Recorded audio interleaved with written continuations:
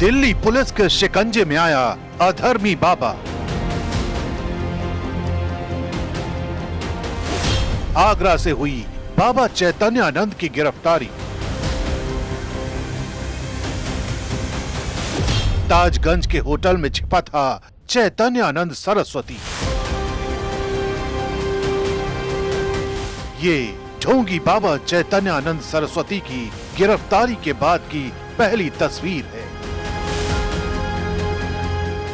उसे आगरा के होटल से रात 3:30 बजे गिरफ्तार किया गया। अग्रिम जमानत याचिका खारिज होने के बाद से बाबा लगातार दिल्ली पुलिस से भाग रहा था। बताया जा रहा है कि दिल्ली पुलिस को उसकी लास्ट लोकेशन आगरा में मिली थी, जिसके बाद आगरा के एक होटल में दबिश दी गई और बाबा को होटल के कमरा नंबर 101 से गिरफ्तार कर लिया गया। होटल का रजिस्टर बताता है कि चैतन्यानंद सरस्वती ने शाम 4:02 पर स्वामी पार्थ सारथी के नाम से इस होटल में एंट्री ली थी, लेकिन अगले कुछ घंटों में ही दिल्ली पुलिस ने बाबा की लुका छिपी के खेल को खत्म कर दिया।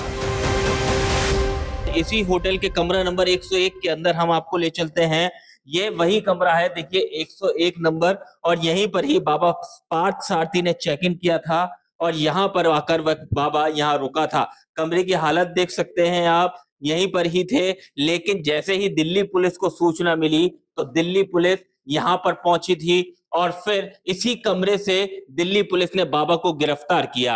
हालांकि लगातार दिल्ली पुलिस बाबा की गिरफ्तारी का प्रयास कर रही थी, लेकिन जो होटल स्टाफ है उसका आरोप है कि बाबा अपने एक मिलने वाले के साथ होटल में आया था और उसके बाद उसने आईडी जमा कराई थी, जिसके बाद उसको इसी होटल का कमरा नंबर 101 दिया गया था।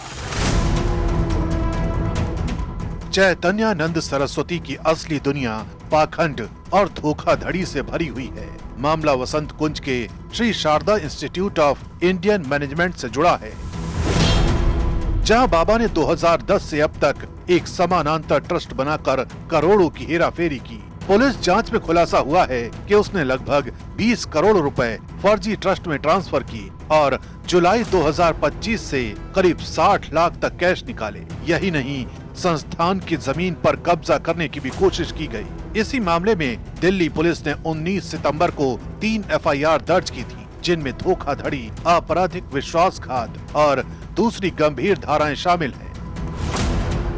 लेकिन ये मामला सिर्फ जमीन हड़पने तक सीमित नहीं है। चैतन्यानंद पर 17 छात्राओं से यौन शोषण का भी आरोप है। ईडब्ल्यूएस कैटेगरी की छात्राओं ने आरोप लगाया कि उन्हें स्कॉलरशिप के बहाने आश्रम बुलाकर उनसे छेड़छाड़ की जाती थी और धमकाया जाता था। इन्हीं गंभीर आरोपों ने बाबा की नकली दुनिया को हमेशा के लिए उजागर कर दिया।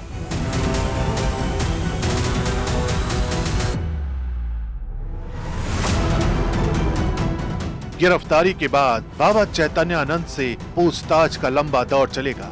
दिल्ली पुलिस अब ये जानने की कोशिश करेगी कि बाबा ने किन रसूखदारों की मदद से इतना बड़ा साम्राज्य खड़ा किया। जांच एजेंसियों को शक है कि बाबा के तार कई बड़े नेताओं और प्रभावशाली चेहरों से जुड़े हो सकते हैं। पुलिस पहले ही उसके 18 बैंक अकाउंट सील कर चुकी है। 28 एफडी फ्रीज हो चुकी हैं, जिससे बैंकों में जमा 8 करोड़ रुपए फ्रीज हो चुके हैं। अब बारी है उसके फर्जी ट्रस्ट और जमीन कब्जाने के खेल की गहन जांच की। साथ ही पीड़ित छात्राओं के बयान अदालत में पेश किए जाएंगे, ताकि यौन शोषण के मामले में भी बाबा को सजा दिलाई जा सके।